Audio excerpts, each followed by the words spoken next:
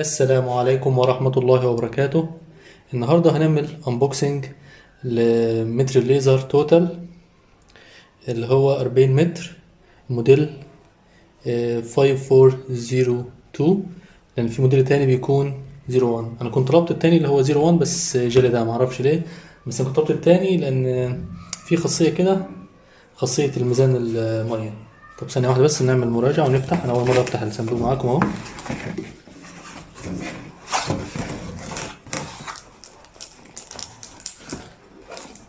ده المتر خفيف،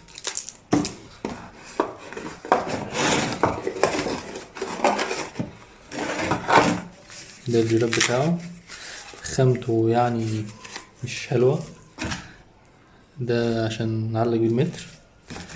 ده الكتالوج بتاعه وطريقة استخدام الحسابات. طبعا انا هعمل لكم فيديو تاني للمراجعة ليه واستخدامه وايه اللي حصل فيه يعني والكلام ده كله.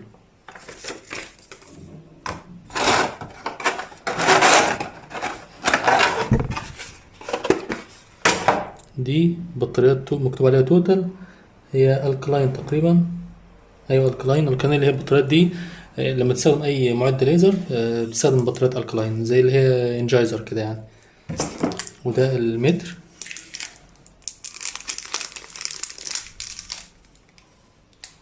وحدة الليزر، رينج من المفروض من 5 سم ل4 ملي، من 5% من المتر.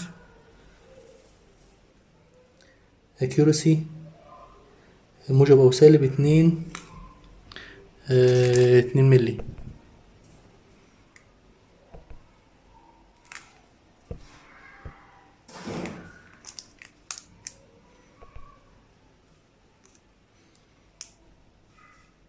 ليزر تايب 620. تمام.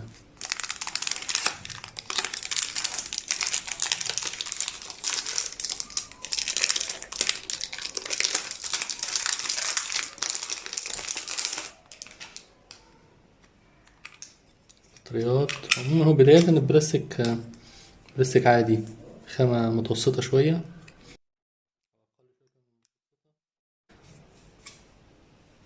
في هنا مطاط.